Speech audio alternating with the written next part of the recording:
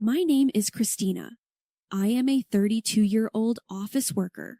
My husband David is 30 years old and also works in an office. We got married 2 years ago.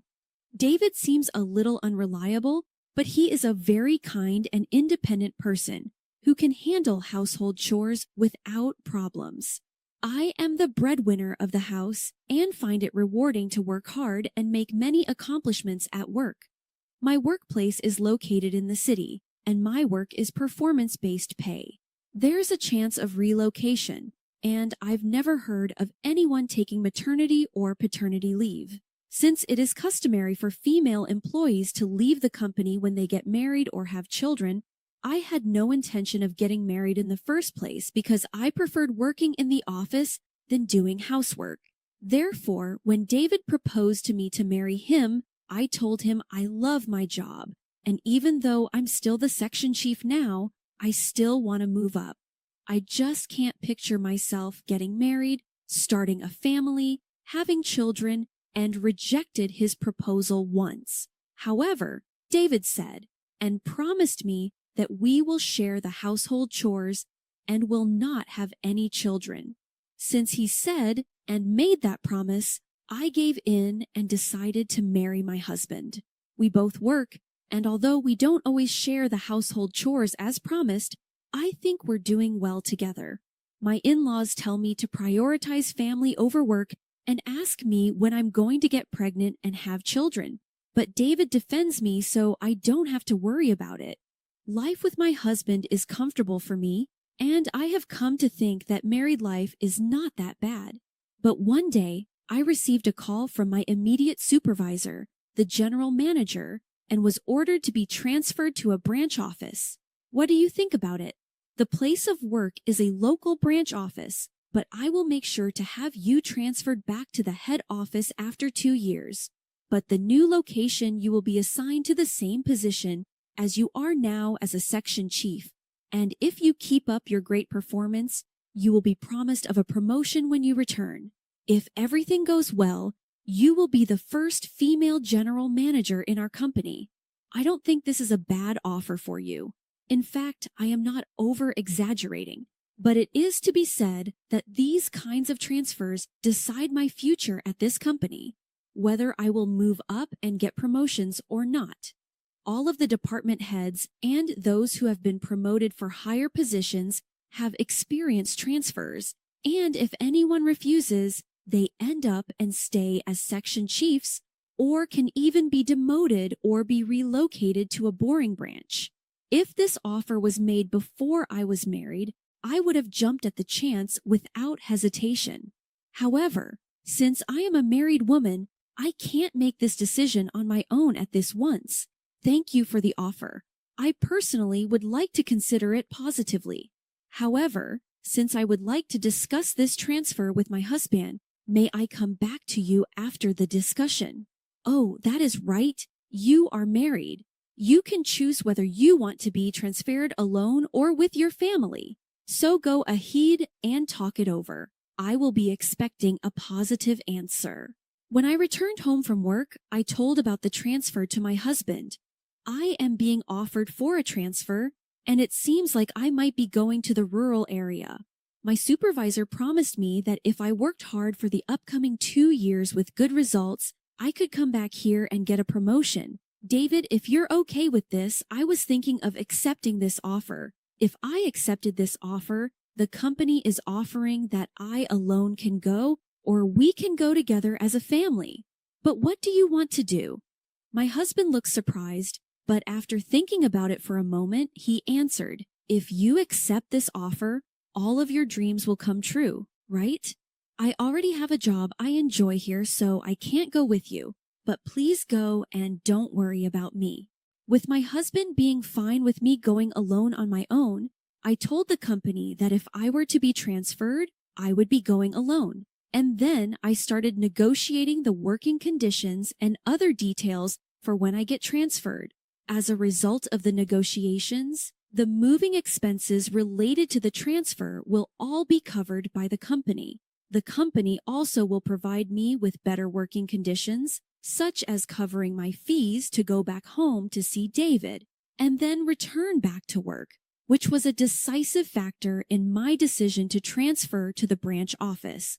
Later, I received the formal letter of my transfer and I moved to the rural area.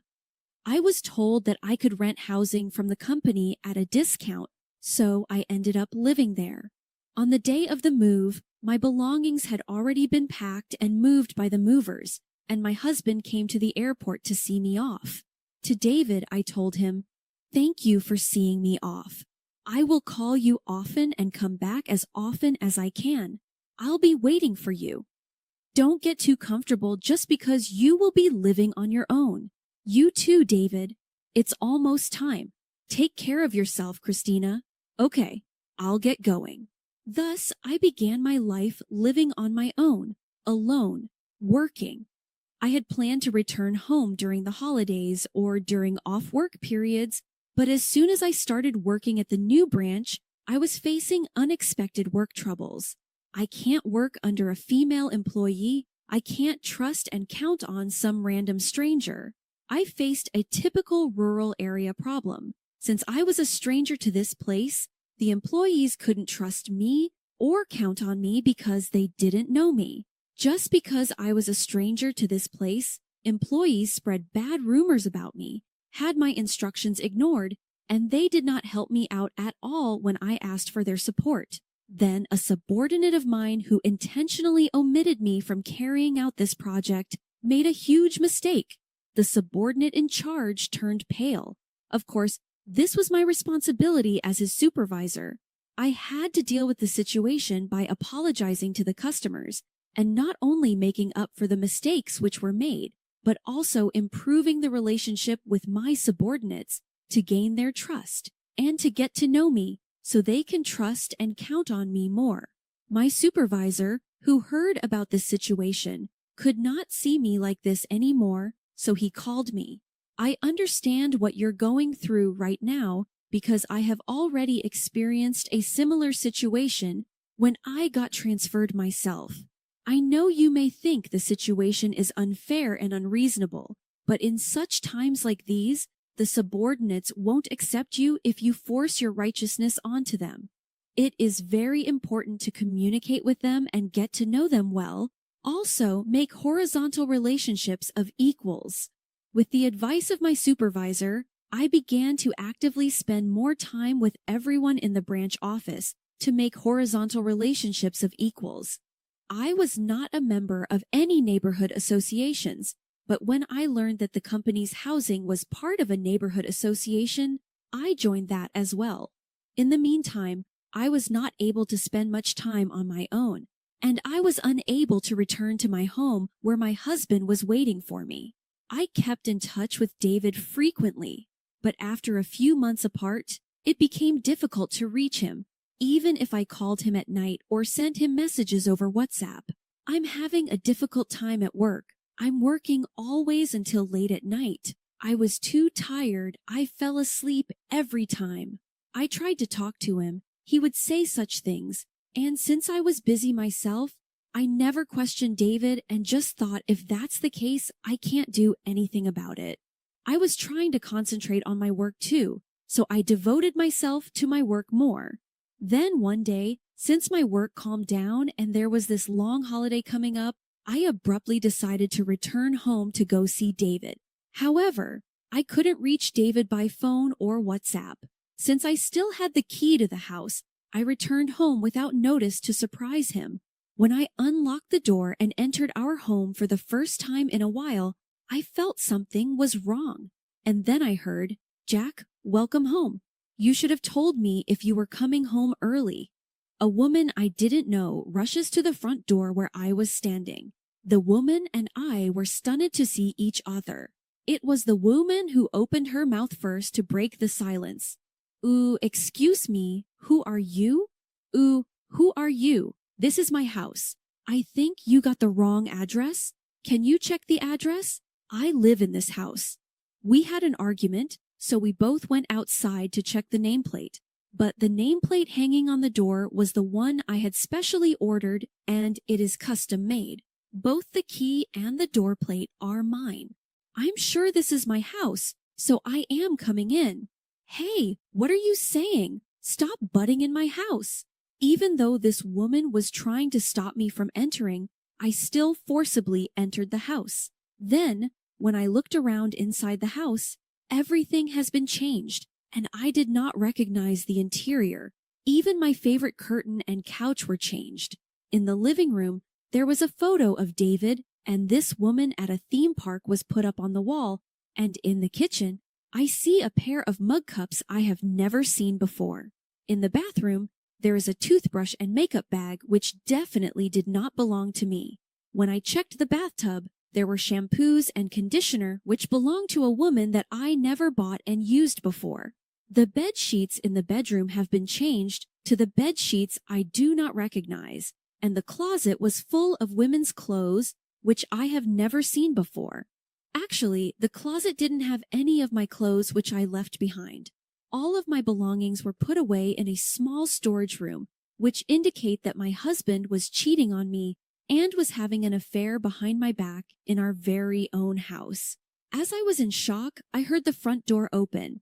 Music, hoodie, I am home, I see shoes I don't recognize. Lindsay, did you invite your friend over? I'm glad you're back home early. Some random stranger just barged into our home and won't go home. When I saw the man who the woman was calling Chuck was my husband David. When David noticed me, he said, "What are you doing here?" Surprisingly, David, when did he change your name to Chuck? Can you explain to me what the hell this is all about? I asked my husband. What are you talking about? This is Chuck, right, Jack? Well, you see, David seems to not know what to say when the woman questioned him. Lindsay, his real name is David. It is written on his driver's license, and I am his wife. I'm Christina. You're lying because David told me he was divorced. David, please explain to Lindsay and I everything so that we can comprehend the situation. Okay, since you never returned from your new workplace to see me, Christina, I was getting very lonely. Since I was so lonely, I signed up for a social networking app where I met Lindsay. I see. Then the name Chuck is your screen name on the social networking app. Well, that's not true. I thought it would be bad if I was discovered on this social networking app by my coworker, so I kept my last name but used a false first name to meet up with her. And then, why did you lie about being divorced? It was a profile she wrote. I went to all girls from junior high school to college. I've never been with anyone. I am looking for a serious relationship, hoping to marry soon.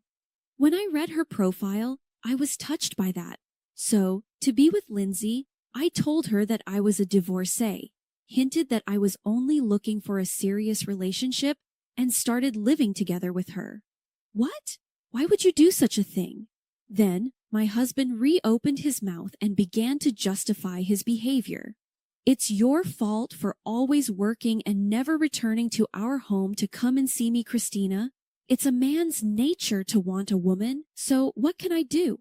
At the beginning of our marriage, since we both worked overtime or sometimes had to go and work even on the weekends, we've never spent enough time with each other. And now we are living separately for work, and now I don't see the point of being married to you anymore.